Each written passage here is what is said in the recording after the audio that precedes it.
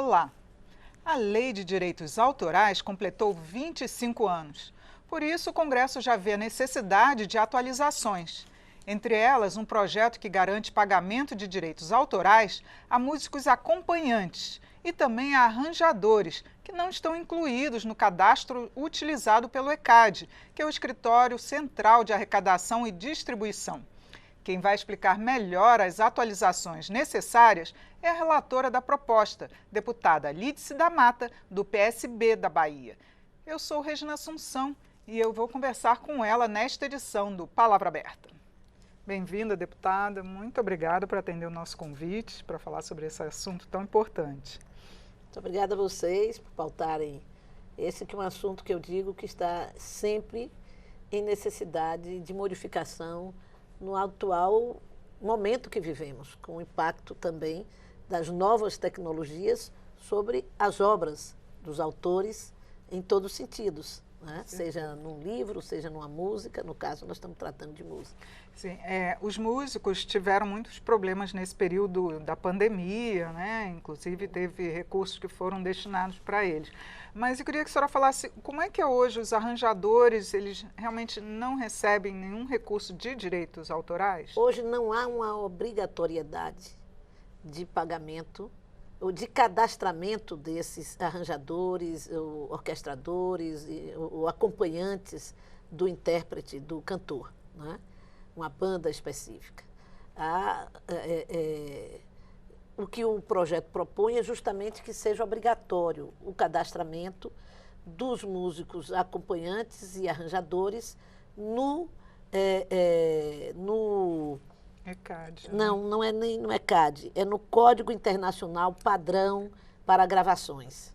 Então, a partir daí, da gravação deles neste código para gravação, que quer dizer que se há uma obra publicada ou que vai ser uma trilha de uma novela, de um filme, ou mesmo aqui de um programa, né, que se ponha no fundo uma trilha sonora, você não necessariamente precisaria colocar o nome hoje dos arranjadores, dos orquestradores, dos acompanhantes daquela música, se for sua melodia também.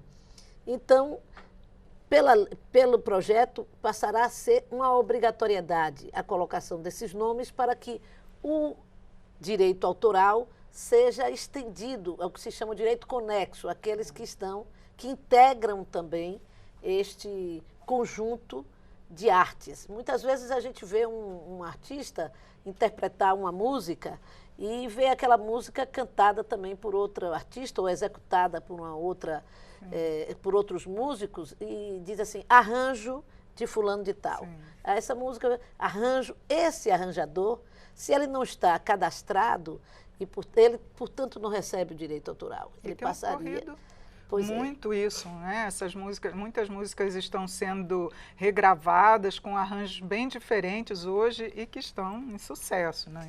Exatamente. Então, é para discutir isso, que é um assunto polêmico, porque você passa pela discussão do direito, quem é o autor original, né? O originário, e por isso implica exatamente no momento em que há uma composição, ela é imediatamente registrada no ECAD, a propriedade, através de uma associação a que o músico pertença e seja associado.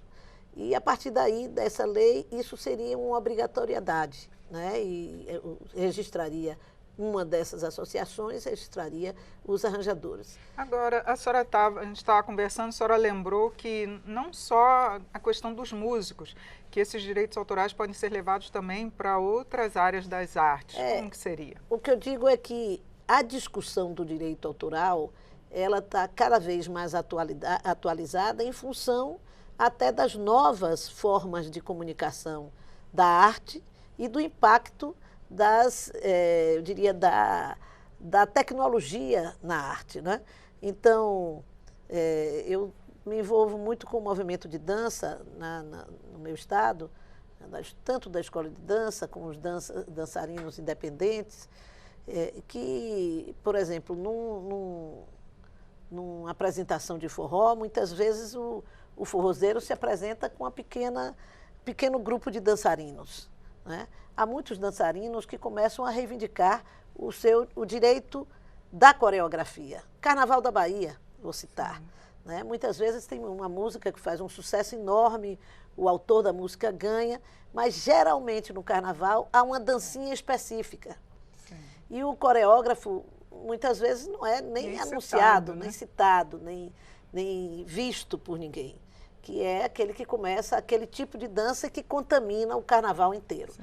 Então, esses são novos segmentos que estão começando a buscar o seu direito, né, o seu direito a ser pago, a receber pela a obra que criou. Agora, seja uma obra musical, ou seja, no caso, uma coreografia de dança. A senhora estava citando essas novidades que estão ocorrendo, essas mudanças, principalmente com o digital. Na área do streaming, por exemplo, tem sido respeitado o direito autoral? Como é que está sendo tratado? É tratado da mesma forma. Nem sempre é respeitado o direito daqueles que são arranjadores, daqueles que são músicos, que fazem novos arranjos, que acompanham uma banda. Isso nem sempre é pago pelas plataformas. Né? As músicas sob demanda, por exemplo, exatamente, também não estão sendo cumpridos nessas exigências. Não são. Então, a lei, a proposta de lei vem exatamente com esse objetivo. E tanto que para isto, por se tratar de um debate importante para a sociedade, para nós consumidores de música, de cultura, né? E o Brasil tem uma musicalidade muito forte. A música eu digo sempre assim, o cartão de visita do Brasil fora do Brasil. Nós somos conhecidos pelas nossas músicas, seja a bossa nova fazendo sucesso nos Estados Unidos, por exemplo, alguns músicos importantes do Brasil que ficaram conhecidos nos Estados Unidos, como em outros países do mundo, o chamariz para o carnaval é uma música. Não é? Alguns países, como os Estados Unidos, têm uma forte indústria cinematográfica e faz a propaganda do país via aquela indústria cinematográfica. O nosso país faz via a nossa música, a nossa musicalidade, o nosso estilo musical, é o samba, ou seja, o axé, ou seja, o frevo, enfim. E isso tudo traz uma necessidade de garantir àqueles que produzem isto a sua remuneração digna. Né? E o músico que está por trás do cantor e do autor também precisa ter essa remuneração. Deputada, a senhora apresentou um substitutivo ao texto. A senhora apresentou alguma alteração? Não, vamos ter algumas alterações que visam definir claramente o direito de todos. Mas esse substitutivo ele ainda não está formatado, finalizado. Ele está iniciando o debate.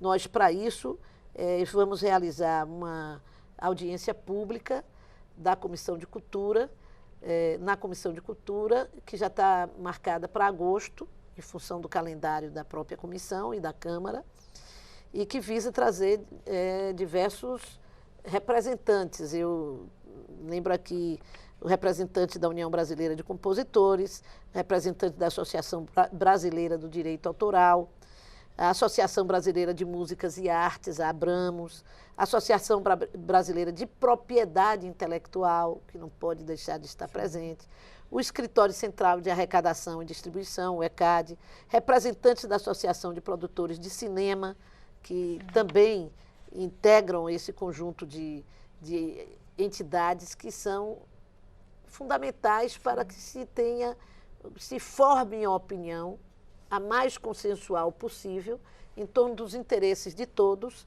para que nós possamos garantir o direito do autor e o direito do músico que participa dessa obra. Deputada Lídice da Mata, muito obrigada por sua participação aqui no programa, esclarecer esse projeto que está em tramitação. Obrigada a vocês.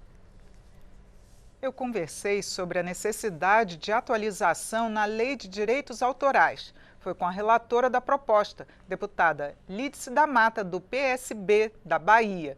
Eu sou Regina Assunção, agradeço a sua audiência. Até a próxima.